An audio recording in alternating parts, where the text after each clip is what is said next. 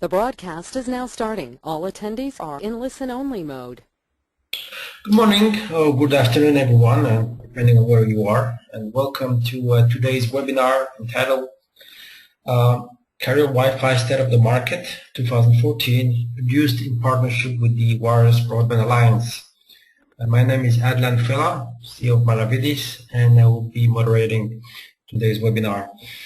We're proud to be presenting today the results of our annual Carrier Wi-Fi survey and state of the market. So we have a lot of great content today with our two featured speakers, Tom Brand, Senior Director Marketing at the WBA, who will provide an update on the WBA activities and views, followed by Caroline Gabriel, our Research Director, who will present the detailed key findings of this comprehensive study. We will leave then 10 minutes for a Q&A at the end of the webinar. Before jumping into the presentations, some housekeeping items. For those that are not familiar with the GoToWebinar platform, there's a control panel on your right, which allows you to switch to full view mode, allows you to select the audio of your choice if you have any issues with either the phone option or the headset.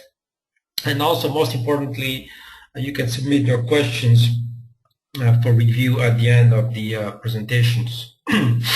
Some commonly asked questions. Yes, this webinar is being recorded and will be available for replay in the next business day, along with the slide deck, which will be posted on SlideShare and other venues. Just some free resources, some of the latest research. So the presentation provided today is based on the report that's available on this link on the WBA website. There is also an interesting research on hotspots growth that we completed for iPass, which is available on the link presented here. And we also provide on a weekly basis original articles on Wi-Fi trends. So to subscribe to this free newsletter, please go to y-fi360.com. Some of the latest research, which is not free but paid, includes a very detailed report on 802.11ac Wave 2 chipsets. That includes analysis of the key players in that space. We also are initiating a Wi-Fi intelligence service, and for details on that service, you can communicate with me. The details we'll provide at the end. There's other research reports also available at shop.maravedis-pwa.com. So without further ado, we'll present our first speaker, Tom Brand, from the WBA. Tom, I'm making you the presenter now. Hi, Adlan. Thank you very much. And thanks for giving me the opportunity to do a brief introduction on the WBA for this webinar.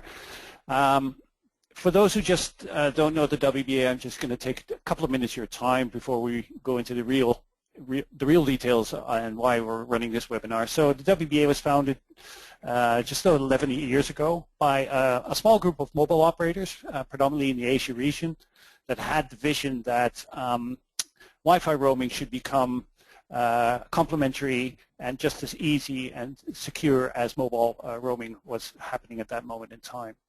And obviously that is a very interesting foresight that they had, given the fact that the technology of Wi-Fi at that moment in time was not so as advanced as it is right now, and things that we now commonly discuss around, for instance, Wi-Fi offload, were absolutely not one of the targets of mobile operators in that time. Over the course of the 11 years, I've obviously grown our membership, not encompassing just mobile operators, but also a large number of Wi-Fi service providers, fixed cable operators, and broadband ISPs, but also start to include partners from the vendor community, ecosystem partners, technology vendors, venue partners, et cetera, et cetera. And during the course of those that 11 years, also the topics that we started to cover expanded enormously.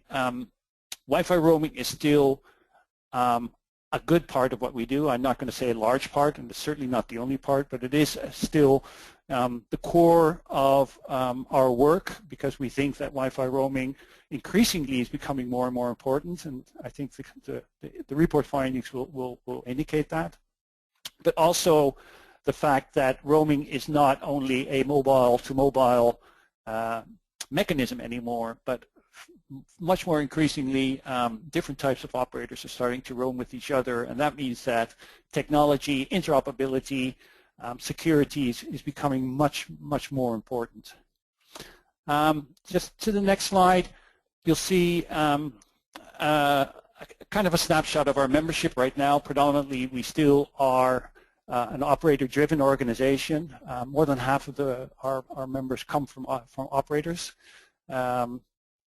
through the different operator categories, of course. And you'll see we've got at least 7 of the top 10 mobile operator groups, but we've got also a number of very important fixed line Wi-Fi service providers, technology providers as well. So just to give you a snapshot of who we're working through and with to develop the things that we are working on in the WBA. So our vision is to improve the customer experience, and I think that is one of the headlines that again comes out of the industry report. The customer experience still has a lot of room for improvement, and the things that we are starting to develop together with the Wi-Fi Alliance, and let's not forget that, on Passpoint and Next Generation Hotspot is still the core activity of what we do. And the 3 pillars that are underlying that is obviously the interoperability between Wi-Fi networks, the seamlessness of authenticating to the network, but also the secure authentication. For long, NGH has been something that we've been doing and developing a lot of work and pushing the ecosystem to start doing the deployments. I think 2014 was the year where we started to see a number of commercial deployments coming to fruition in different countries all over the world, ranging from Asia with Korea Telecom and Docomo and SKT in Telkom Indonesia, Orange predominantly in Europe, Boingo, TowerStream, Time Warner in the US. I think the rollout of Boingo over there, the different airports that they developed their NGH network on, has been extremely important in creating also awareness on the deployment side. But also Mobily in the Middle East and Linktel in Brazil all contributed to, I think, a great start on NGH commercial deployments, and we're very hopeful for the coming years that this number of commercial deployments will start to grow considerably. So just linking in then to why we as WBA are doing our work, and also predominantly what we're focusing on today, the industry report, why we think this is a very important matter for us. You can see in this slide that we do a lot of work, and we've moved on beyond just doing quote-unquote roaming. Next Generation Hotspot is a core. Roaming is part of that, but also carrier Wi-Fi and how do you improve the standards and how do you improve the user experience end-to-end. Our interoperability compliance program to improve Wi-Fi roaming and to improve the Wi-Fi roaming capabilities is one of the other programs. Community Wi-Fi is definitely on the roll this year. And we're doing a lot of work with our cable operator members to overcome the challenges in how do you deploy Wi-Fi in residential areas. But on the right bottom side, you'll see industry engagement. And industry engagement is for us, and industry report is a key part of that, is to measure at some moment in time during a year, what is the state of the market, how has the market evolved from the previous year to the current year, and where do we think this market is going? Because what the market does drives the work of the WBA. To be honest, when I joined about 2.5 years ago, the main topic that I heard around what we were working on in the WBA was Wi-Fi offload. Wi-Fi offload is still a very important topic, but it's not the most important topic anymore.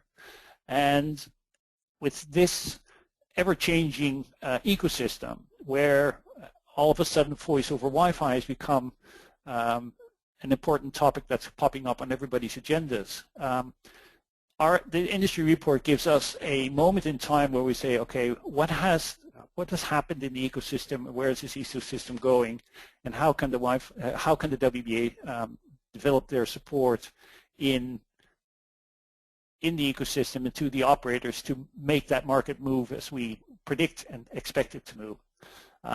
Maravedis-Rethink has been for us a very important partner in that. This is their second year on that they've developed the industry report for us. So that said, I'm going to already thank Caroline, who's been a very, very compassionate and driven analyst and helping to develop this industry report, and then also hand over to her for the next part.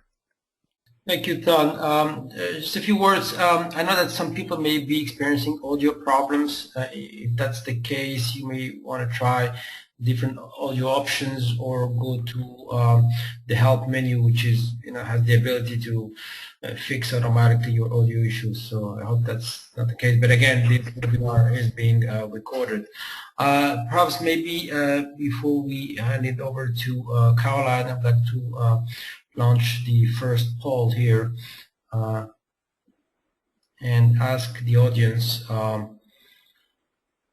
when do they expect to support carrier Wi-Fi, and there are different options here to answer, so I would like to give the audience a few seconds to answer. I mean, this is obviously a question aimed at the operators, so thank you for taking a few seconds to respond.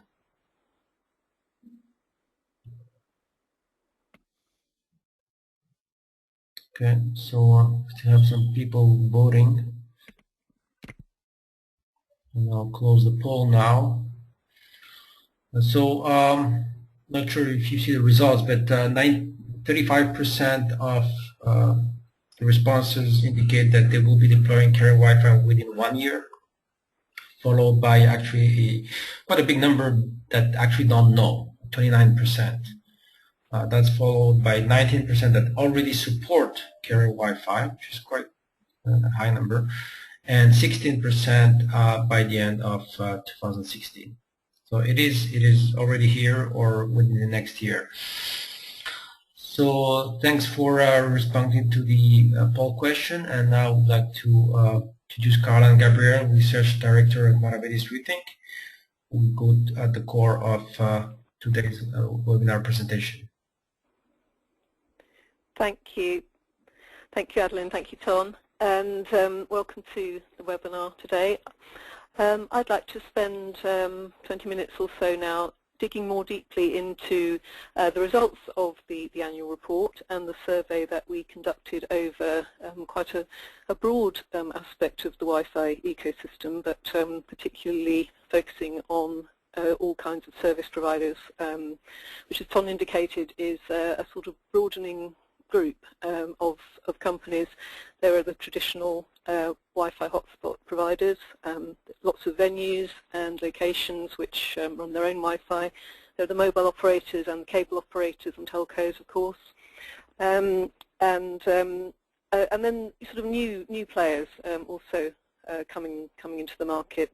Some of the web giants who we know very well are starting to use Wi-Fi for all kinds of different business purposes, which I hope we'll touch on in the slides ahead. I think we all noticed that there were some significant interesting differences in the results of the survey this year compared to last year. One of those was that the ecosystem is broadening. The type of companies which are offering Wi-Fi services or which are making a business out of Wi-Fi is expanding. And for that reason, there's rising interest in a very varied set of business models, some of them still quite in the future. This is a lot more now than simple broadband access on the move, mobile data offload, the business models that we've associated with public Wi-Fi in the recent years. I think this is seen from just reading news headlines, the way we see Wi-Fi is becoming a very critical factor, for instance, in the wave of mergers and acquisitions that we see going on in Europe. I mean, those are driven by people wanting a quad play, and Wi-Fi is extremely strategic in that. I think a couple of years ago we wouldn't have talked about Wi-Fi in that sort of context at all. So the agenda on the screen that I hope you can see just shows the areas I want to look at briefly today. The rising importance of carrier Wi-Fi, what's driving that, what's enabling it, and some of the challenges, of course, and then the strategies of some of the main categories of provider to monetize all these changes. I think as we've started to talk about carrier Wi-Fi as opposed to just public Wi-Fi, there are two imperatives that make that happen in broad terms. One is it has to have quality of experience, which Tom mentioned. That's probably the most visible and obvious difference between best effort and carrier class Wi-Fi. And Next Generation Hotspot is one of the important technologies in that, as we'll see. There are others, of course, like Passpoint from Wi-Fi Alliance, 3GPP efforts, and so on. And the second imperative is that it's available, widely available, definitely, but also available in all the right locations, the locations that are going to best drive a good experience and a convenient experience for the consumers, but also are going to drive monetization options for the providers. And one of the very important enablers of that, of course, is roaming deals, so that providers of different kinds can get to those locations even if they don't own them. And Tom touched on the WBA's work there, and we'll look at that a little more in a minute. So carrier-grade Wi-Fi, what is it? That's up for definition to some extent at the moment. I was talking to the head of Wi-Fi at B-Sky-B here in the UK recently, and he said no one's actually defined carrier Wi-Fi, but you know it when you see it, and I think that's actually very true, both from a user's point of view and a carrier's point of view. However, there will be effort, of course, to make those definitions somewhat less subjective, and we'll look at that in a minute, but I think the quote is good from Philippe Lucas, SCP at Orange, and he was commenting on efforts by the WBA to put some sort of formal definitions around the term carrier Wi-Fi. And he said achieving a common vision for the future of carrier Wi-Fi and what needs to be put in place to make it a reality is imperative. And I think that's probably the kind of life's work of wireless companies and wireless organizations in the year ahead. We kind of know what we want. Now it's a question of putting that in place. Because best effort is no longer enough. Of course, simple access services will always have a role, and it's not to say that they will go away, but as carriers look to build new business models around Wi-Fi, increasingly those new revenue streams will need something, a carrier class experience. And that will be reflected in the type of investments that are being made in Wi-Fi infrastructure. You can see from the forecast on your right quite a dramatic change in the makeup of public hotspots. This excludes the home spots or community Wi-Fi that we will talk about later, but for now all the statistics I'm showing relate to public hotspots. But you can see that by 2018 we're forecasting that just about 2/3 of hotspots out there will be carrier grade. Of course, by then we will know exactly what that means. But that's up from about 12% last year, so it's quite a significant change.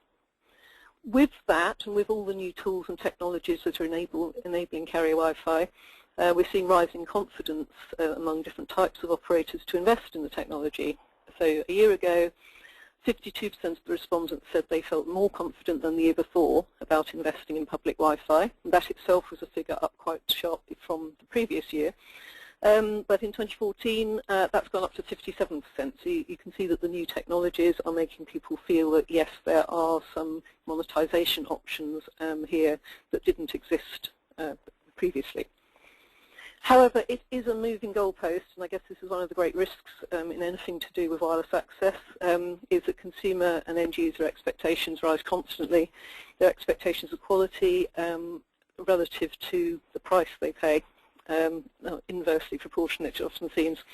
So there will increasingly be differentiation around quality of service and value-added services that can be offered, not just around the basic speed and price, which is just a race to the bottom. So we see Wi-Fi looking well beyond offload. Tom mentioned it, and I completely agree with him, that a year ago when we talked about carrier-class Wi-Fi, the dominant theme was mobile operators offloading data from their hard-stretched 3G and 4G networks onto Wi-Fi. And that has created good revenues for the Wi-Fi hotspot owners and good efficiencies for the mobile operators. But a year on, the mobile operators themselves are looking at more sophisticated use of Wi-Fi, full integration into their networks rather than it being a kind of dumping ground for their low-value data. And lots of other models are really coming to the fore, many of them driven by the fixed-line telcos who have really grasped the opportunity to use Wi-Fi as much as they can as the wireless arm of their quad plays. We'll see that a bit later, but in summary, you can see the pattern quite clearly in the graph. The percentage of hotspots deployed up to 2018, and there are various ups and downs among the different types of providers, but the one that is consistently on the up through the whole 5-year period are the fixed-line operators. And in 2015, they become the dominant deployer. So while simple offload is a somewhat defensive, it's very useful for mobile operators, but it's a somewhat defensive move. We're now seeing carriers of all kinds looking not just at how can I use Wi-Fi to be more efficient or to save cost, but how can I drive incremental revenue from that. Which brings us to one of the findings from the survey, the key reasons to deploy carrier Wi-Fi among operators of all kinds. And you can see that there's a dramatic focus on improving customer experience. Most operators feel they can go so far to monetizing Wi-Fi in its sort of basic form, but once they can improve customer experience, they can start to charge more or to add a far greater range of services or to prevent churn or reduce churn. Customer experience across all types of networks is absolutely critical this year. It's really taken over from marketing differentiating on raw speed or even on price, because as I say, price is becoming race to the bottom, and raw speed is becoming something where even if you get to a speed first, your rival catches up within weeks. So it's not a good competitive model. Providing a differentiated experience with high quality, high reliability, with perhaps personalized applications and interfaces, this is where the value is being seen in wireless services, whether they're Wi-Fi or cellular, in fact. So in the competitive markets, this is the differentiator for operators, and the reduction of churn, of course, is vital, particularly in quite saturated regions, North America, Western Europe, parts of Asia, where the competition is extremely intense for the Wi-Fi users. So we can see that whereas last year I think there was quite a bit more focus on carrier-grade Wi-Fi as a cost efficiency measure, now it's all about new revenue streams and keeping customers happy by adding value. And that enables a broader range of business models over time, and we asked the survey base whether they were implementing monetization strategies for Wi-Fi at this point and which ones those were. And also talked about what they might be considering over the horizon. So whereas a few years ago the primary monetization would have been coming from access fees, just simple access, or advertising fees, in 2014 the ones of key interest are roaming services, and which Tom touched on, but increasingly important to the model. Location-based services, location-based targeted marketing and so on, and that's sort of moving forward into full personalization in some scenarios. Enterprise services, which carry typically higher ARPU, but also require extremely good quality of service. And of course offload. Offload is, we're not kind of minimizing the importance of offload here, it's still an important business model. And emerging over the horizon, neutral for people who have good, strong networks of sites and perhaps of hotspots, the neutral host model, where they will host several operators in something like a venue, is becoming, it's been a popular thing in the cellular world for some while. It's going to be important in Wi-Fi as well. New forms of advertising is not just the standard free access and return for ads that we've seen, but much more personalised, much more multimedia. The quad play, which I mentioned and will again, and looking forward, of course, the Internet of Things. It's perhaps not terribly clear yet what role Wi-Fi will play in that as compared to other types of networks, but it certainly will have one. And I know that's something that the WBA and other organisations are thinking very hard about, as are any people who own hotspot assets. The thing that all these examples have in common is that they require quality of experience beyond what traditional Wi-Fi has usually offered. And so what are the enablers that will make that happen? Quite a few advances have been made during this year to make Wi-Fi viable as a true carrier network, and more will continue to develop, of course. Next Generation Hotspot has been an extremely important one, and as Tom indicated, that is starting to get some real adoption now, so real market deployments and support, and the survey shows a rising level of intent to invest in NGH over the next couple of years, so really in quite a short time frame.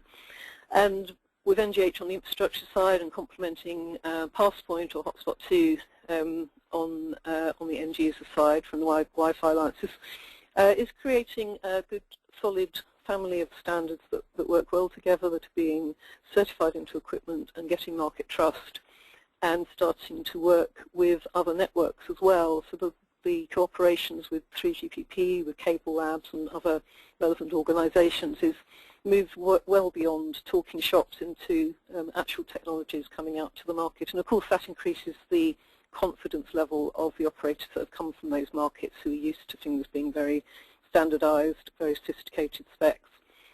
And we're seeing things like common core platforms which can manage a Wi-Fi user in exactly the same way as a cable or a mobile user, which again gives the operators a lot of monetization options and also a lot more confidence. There's an element of traditional operators seeing Wi-Fi as a bit of a Wild West, and these kind of developments increase their level of trust and reassurance.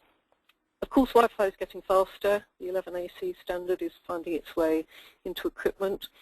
There's 11AD and various other iterations coming along behind. And new spectrum, additional 5 GHz spectrum is being discussed in many parts of the world, including North America. There's the 60 GHz WiGig effort. And so lots of developments, all of which will help Wi-Fi to become truly carrier class in its performance and its robustness.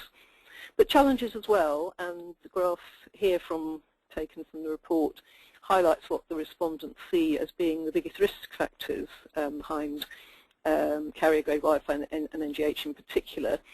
And again, it comes down to business model. It's a lot less these days sort of worrying about the standards and how they work, and it's a lot more about how, if they invest in these new technologies, what they get back. So lack of clear return on investment was the most commonly selected risk factor as the sort of primary challenge that the providers saw. Cost also important, and at the moment not so many choices of available infrastructure that have got all the required standards supporting, but of course that will change quite dramatically in the year ahead. So now I come on to what we defined as being the second essential element of a carrier class Wi-Fi, and that is to have the right locations. A lot of the revenue options that we've briefly touched on, as well as depending on carrier class options, support such as reliability and security, but they also depend on the Wi-Fi being available in locations that will drive additional revenue and attractive services. So for both of those who own hotspots and those who use third parties, some will certainly be more valuable than others, and there will be something of a gold rush for the really good ones. And you can see the sort of variations highlighted in the graph, which is looking at which types of venue the survey base expected to be the drivers of growth. And standing out well above the crowd are retail areas, malls and stores, and also stadiums, because special events generate so much extra traffic and extra types of usage, and there are lots of services you can offer people who are either shopping or watching a game, which you wouldn't be able to offer them if they were just wandering about the street. So those are extremely important to drive new types of experiences which can generate revenue. But other important ones, transportation, because people increasingly want to be connected even when they are very rapidly on the move. And something of the old municipal metro zone idea is definitely being reborn. It faltered a lot in its 10 years ago, but for the same reason they couldn't quite find a profit model for it. But with higher quality networks and a wider range of services, the metro zone is expected to come right back into its own in the years ahead. So roaming is extremely important to allow companies to, or their customers to access these great locations, even when they're not within the primary provider's own network. And the roaming initiatives, such as the Interoperability Compliance Programme, have been important to, to reduce the sheer legwork of signing up hundreds or thousands of roaming deals even around the world, to make it standardized and to put a level of security and trust that is common to every deal that the participants do. So it's extremely important. It is what happened in cellular GSM. You have a standard way of roaming that is seamless to the user and simple and secure for the operators as well. And it took the cellular community a long time to get to that, and the Wi-Fi community has been making its own progress, but we feel very much getting there and becoming a very important part of the business model. So we see now that over 10% of the operators in the survey can offer their subscribers more than 1 million hotspots via their roaming deals. And while most providers still prefer to build their own Wi-Fi in their key areas of coverage, they will extend that network significantly through various wholesale aggregation and roaming deals around the world. And of course, increasingly, as more and more hotspots are built, they won't be able to get the sites that they want. So roaming and wholesale deals become even more important with the sort of competition for those gold locations.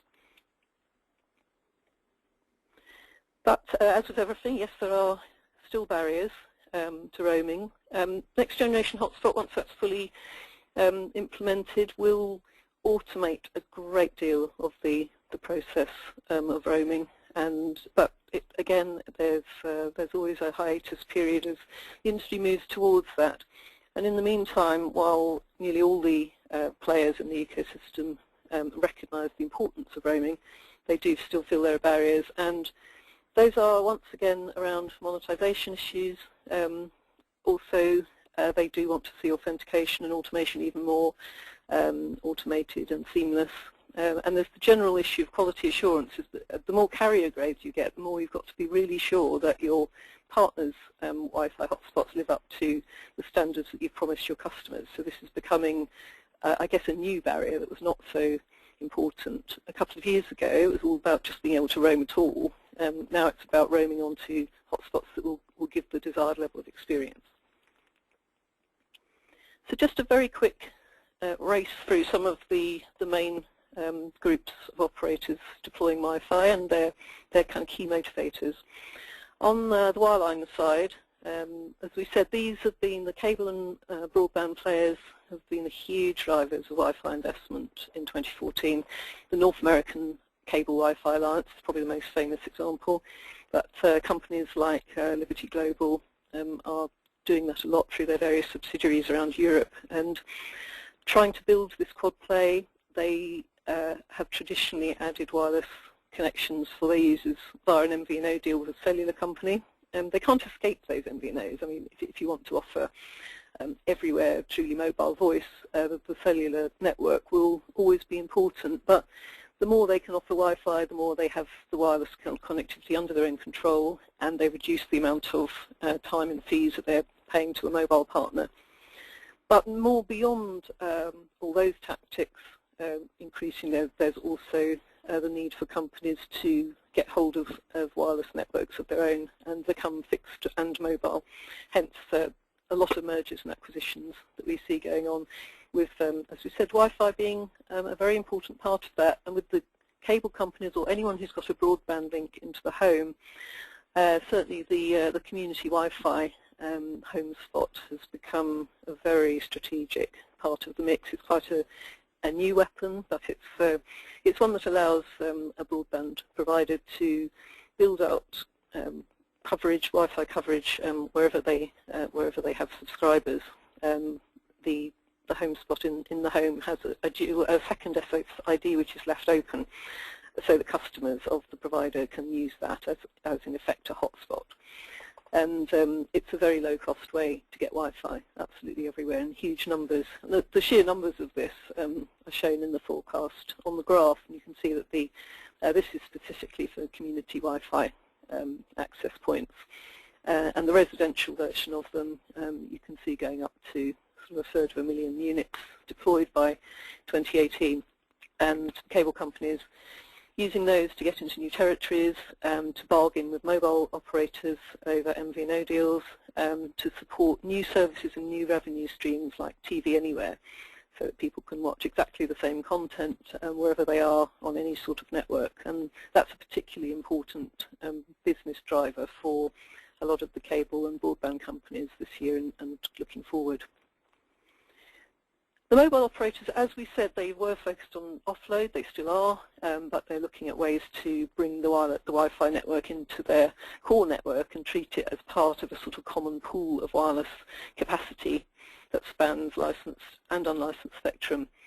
But even just simple Wi-Fi offload has been very important to them to reduce their costs, reduce the amount of spectrum. They're still spending a lot of money on spectrum, but they'll never have enough. So Wi-Fi is extremely important, and in 2018 they will still be getting 1/3 of their new wireless capacity.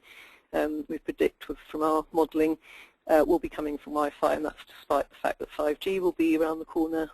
We'll see what that brings. Probably Wi-Fi will be quite a key part of it anyway. For the pure play Wi-Fi providers and the venue owners and so on, as we touched on this in roaming really, but increasingly while these people can offer consumer services of their own, but a lot of their incremental revenue is going to come from leasing out space on access on their hotspots, as that becomes more and more critical to all kinds of providers, including some of the over-the-top companies who are wanting to have their own level of control, having made their business out of being separated from the network underneath. We see Google, Facebook and so on getting extremely involved in the actual business of delivering the broadband connection. So people who have great venues and great locations are certainly going to have a flourishing business going forward, with curated networks to provide that quality of service that we mentioned earlier, the rise of the neutral host model, and looking forward, some of the hotspot aggregation services based in the cloud with dynamic bandwidth allocation, much more flexible approaches to sharing the capacity with all kinds of providers and consumers. And the graph indicates that while companies are investing heavily in their own hotspots, a lot of the access they will actually get from third parties. So typically they might have 1/4 of their hotspots built by themselves, and the other 3/4 they're relying on third-party deals. Still challenges, of course, in working out all these business models, partly because there are so many and the goalposts do keep changing in terms of what everyone expects and what people believe carrier-grade Wi-Fi to be. So many of these new business models that we've touched on are untested as yet, while the very tried and tested models, such as simple access for business people on the move, have falling margins and falling growth potential. So we see asking people what they see as their challenges in deploying and monetizing seamless Wi-Fi. Clarifying the business model comes out as the top one. 2/3 of respondents put that into their top 3, and that will the answer to that question will be different for each operator, but it's one that's certainly occupying everyone's minds, even beyond the more traditional challenges of deployment and getting sites and backhaul and so on, although those, of course, remain important.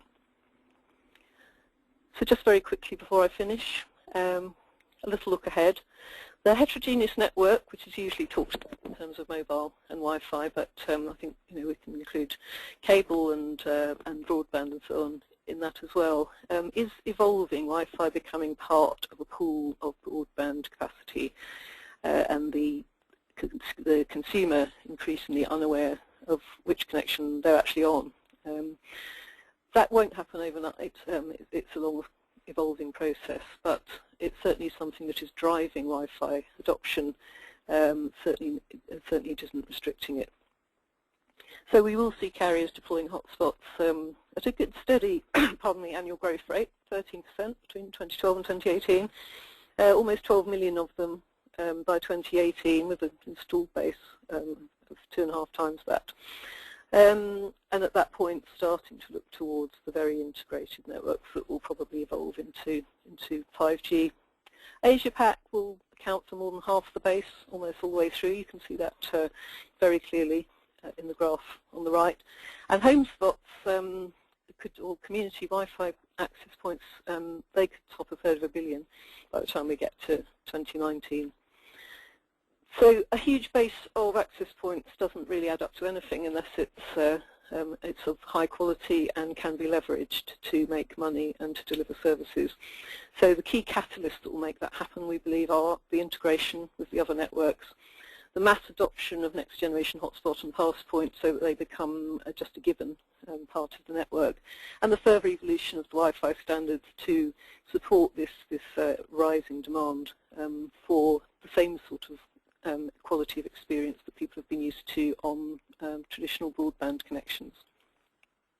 So I'm going to finish with another quote. This is from J.R. Wilson, who's the chairman of the WBA, and he said, Wi-Fi, for all its progress, is really still an emerging technology in a nascent market, and I think it's an important point to make, that we're at the beginning of this, not really at the conclusion at all.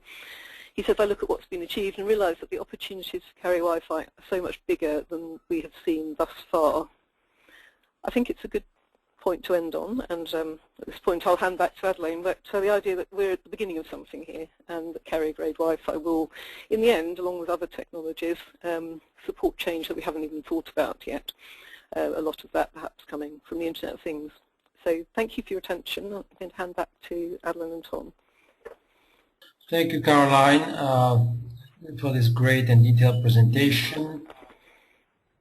I would like to now open up the session for questions. So the first question, maybe more of a comment around the operators' mix of technologies, radio technologies. If they invest more in carrier Wi-Fi versus LTE, small cell, there's this whole debate about either or and, as a part of mix. So, you want to comment on that? Yeah, Tom, shall I leap in? I think it's a really good question. The mixture of technology. I think everyone accepts now that it's going to be virtually impossible to make a really strong carrier class business model with only one technology. So it doesn't matter what your starting point was, whether it was mobile or cable or pure Wi-Fi. You're going to need to incorporate other technologies and mix and match them to some extent. But I agree. I think what most operators are now grappling with is what's the right balance, because they can see that the tools for coexistence are coming along, and mobile and Wi-Fi can live together far more happily. They can be managed from a common core, so can cable and Wi-Fi, and users increasingly can hand off from one to the other, especially with NGH and Passpoint. So I think it's almost like, give us 2 or 3 years and the technical problems will have almost been addressed, but still, what's the right balance for me in terms of cost and also in terms of supporting the particular services that I want? And I think that's the key question. The operators have to stop thinking about which technologies work nicely and they have to, or even which technologies they can best control. They have to think, what service do I want to offer, and what combination will best serve that. And if your model is supporting lots of teenagers on YouTube, you've got to think about low cost of delivery. You've got to think about huge capacity. If your model is going into the smart grid or working for a very high-end secure enterprise, you've got a whole different selection of technologies. You've got to put everything through its security and its quality paces, and probably the difference in spectrum capacity between those two things is going to be times 50. But the collection of technologies that you want to mix and match will be extremely different. So I'm dodging the question really. I don't think there's a simple answer, but I think it's the point is that I think nowadays operators can model and look at what different combinations will work best for them, and that's something that is really new. Okay, this is great.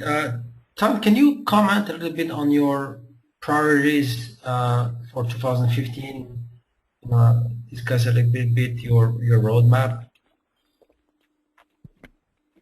Yes, Lance, for sure. That's a good question. So if you look at the roadmap for 2015 for the WBA, obviously we will continue to work on our NGH. Certainly with the recent development of Passpoint Release 2, we see that there are a significant number of good opportunities that have been included into the standard that will help the customer experience, and how that all works together with the NGH in the back office and the roaming is something that we definitely need to start working on. What we also are going to start looking on is more what I would call the value-added services, which will probably help the operators to make a decision regarding what Caroline explained on the business model and the monetization strategy. So obviously location-based services have been around for some time.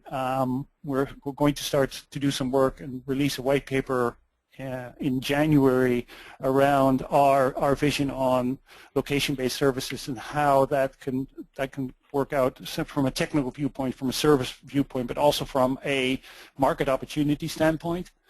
Voice over Wi-Fi is probably something that we'll be starting for in 2015. This has come around the corner so rapidly, I think, that nobody ever saw it coming. And thanks to one specific vendor for a handset, that has expedited the discussion. So that is, again, something that's very important on the roadmap for 2014. But we will continue to, do our work on roaming, on community Wi-Fi, because there are still, as Caroline indicated, a number of things that we need to continue to do to even out the technical thresholds, increase the interoperability, and make it more a consideration of how do I monetize rather than how do I make it work. And I think that's the most important trigger for us in 2015. Okay. Excellent. I'm personally intrigued about your views on whether LTE unlicensed represents a threat, and how serious is that to carrier Wi-Fi? Either one of you. I've got fairly strong views on LTE unlicensed, and Tom may not agree with me, but I think there's a long way to go on it. I think timing is not on its side. I think LTU has come out as a very highly political statement by certain vendors, but the technology at this point would never be allowed by any regulator on the planet. It's extremely noisy and unfriendly, and of course in the 5 GHz band, it's not a free-for-all like 2.4. You do have to stick to the rules, and those vary in different countries, but it will have to be a good neighbour technology for Wi-Fi, and that's going to take a long time. So I think by the time it's really safe and commercial, the mobile operators will have moved on to things that will give them control in other ways, and I think they want to grab some of that 5 GHz spectrum for themselves and put it much more directly under their control and management. But the fact is they're doing that quite successfully, or some of the more successful mobile operators are doing it using Wi-Fi itself. I mean, they're harnessing Wi-Fi into their their core systems, their packet cores, their OSS systems, so that they really are creating these het nets where the Wi-Fi network is part of their own network and they can monetize it. So I think in the end, I think there's a lot of sound and fury about LTU. I think it's an interesting technology. Its successors may get fed into 5G, probably will. But for now, I think it's something that's it's more of a political statement, and I think in the end it'll be sidelined by the fact that Wi-Fi is just so useful in 5 gig and will be much more mature and have a much bigger ecosystem. Don, what's your... Yeah, well, Caroline, I don't disagree. That is because I'm still wondering what LTU actually is, and that comes back to your comment on there's still so much needs to be done to really thrash out a definition of LTEU and how it's going to operate, and before we even have the opportunity to assess what the impact might be. But I do think it raises another interesting point that is maybe more important for a discussion at global level, and that is the spectrum discussion. Apparently everybody sees this unlicensed spectrum as well, not everybody, but some people see it as a opportunity to tap into. Whilst we all know that spectrum at the moment, even in unlicensed bands, certainly on 2.4, but also on the 5, is becoming more and more scarce. And I would rather see this ecosystem bolstering themselves together and trying to open up more unlicensed spectrum for Wi-Fi rather than trying to move new technologies into already a spectrum that has the potential to become overloaded. Yeah, I think it's a really good point, and I think we often sort of associate Wi-Fi with 5 gigahertz as if the two belong together in the same way that GSM belongs to 900, but it's sort of there are so many technologies that can go in there, as you say, and I think the Internet of Things and so on will produce some more of those, which will want their space in 5 gig, and I agree with you. I think it's a lot more about getting more total spectrum rather than having different different technologies kind of battling it out, which is always destructive in the end. Okay, great. I mean, we have a lot of questions coming in, so this is great. Another question relates to going back to the business models. And anybody can comment on, whether the margins can comfortably support wholesale models for MVNO and roaming. It's a pretty general question, but in a sense, is there really a business model for the product providing roaming services? And there's a lot of talk of MVNOs, the likes of, for example, Scratch Wireless, Wi-Fi first type of business model. Who wants to jump to that? I think if I do jump in, I think I think there is. I think the consumer-focused sort of Wi-Fi first operators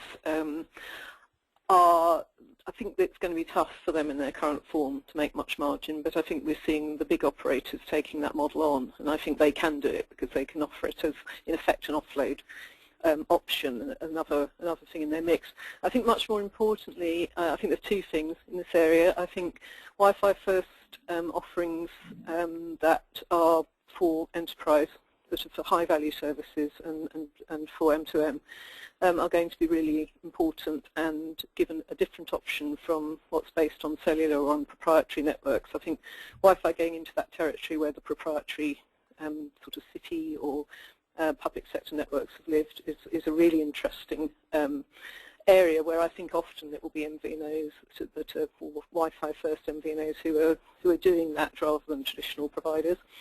And also I think the other element a little further down the line is once you get to a more dynamic kind of allocation of Wi-Fi bandwidth, so that if you have a sort of cloud service and then you don't have to sign some very rigid agreement either for cellular or Wi-Fi access, but you sort of pay for what you use in effect on it. And we see companies like Bandwidth X sort of taking steps towards this. So I think further down the line, that's where the profits and the margins are going to come for the people who are managing those sort of systems, but also because you trim the cost to what people actually need rather than them paying a great big fee and not really using half the capacity that they're leasing. All right. We have a lot of questions, so I'm going to move on to the next one, and perhaps, Ton, you can touch on that, and that has to do with how the device manufacturers are aligning to the service providers' needs and goals. Do you see traction from a WBA perspective from the device manufacturers? No, that's a great question. Well, we already see that, and that's predominantly happening more within the Wi-Fi Alliance than within the WBA, but more and more devices are becoming Passpoint certified, predominantly Release 1, but already some of them are obtaining their Release 2 certification, which is very good.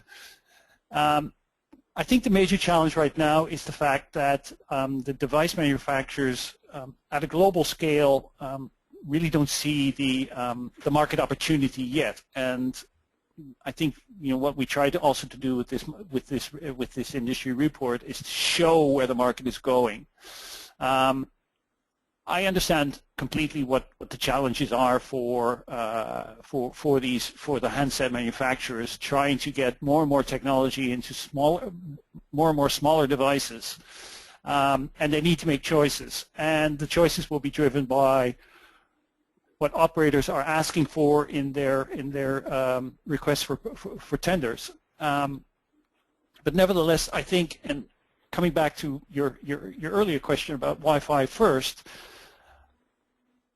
I think Wi-Fi first is already here, right? Not because we think of it, it is, because it is what the users are doing today, right? Users are using Wi-Fi predominantly for their data, and that's not going to go away if all the forecasts are correct. Wi-Fi usage will continue with the overall growth of data usage. So Wi-Fi first is already here, and once the device manufacturer starts to understand that Wi-Fi will become increasingly important from the user perspective, and that user demand starts to rise, you'll see more and more implementations. But like I said, there are, for instance, Samsung and Apple already have it implemented in their handsets. We know that other handset device manufacturers are starting to do testing with us, but those handsets have not reached the market yet. Okay, excellent. We just have time for one last question as we're approaching the top of the hour, and that would be, quality of experience, and that's described as related to automated access, authentication, NGH plus Passpoint. The question is anything being done beyond created networks to address actual performance once access is achieved? Sorry, I had a line drop there. Adlan, can you repeat the question? Yeah, so the question is, and that refers specifically to, what is being done to enable created networks to address actual performance once access is achieved. I suppose the question has to do with, the likes of a phone or DeviceScape and all these guys, how, is there a collaboration between their own algorithms and secret sauce versus what you're doing on the NGH side? There's no direct correlation between what we do on the NGH side and how people like Fawn and DeviceScape create their what they call the curated networks. And I think it's because they're kind of two different entities. So first of all, you look at it from NGH perspective, the secure access and authentication mechanism does not significantly change whether you are on or not on a curated network or community Wi-Fi network. That mechanism can still remain in place using EAP methods. It's more about how you create that virtual network consisting out of a lot of different other hotspots that are already out there. And what I have not seen, and I think that I'm not saying it's going to be a challenge, but I think that is something that we might have to look at in the future, is how do you create a roaming relationship between a carrier that has, let's say maybe predominantly their own hotspot network vis-a-vis a curated network. Phone, I know they can do that. DeviceScape, I don't know. That's something we probably have to investigate. But I think there's a great opportunity, because one of the issues, or one of the things that Wi-Fi has been well known for, is the fact that it has been a very fragmented market. And these developments help to reduce the fragmentation in the Wi-Fi market by creating large blurbs of networks where people can connect to. So from that point of view, it's a great development. How that rolls out into opening it up, for instance, to Wi-Fi roaming, I don't know at this moment in time. Okay, that concludes today's webinar. I really appreciate all the questions coming in, and apologize for not having the time to address all the questions. So again, the webinar has been recorded. I want to thank Ton and Caroline for their excellent presentations today, and I'll say goodbye, and to next time. Enjoy the holiday season. Thank you.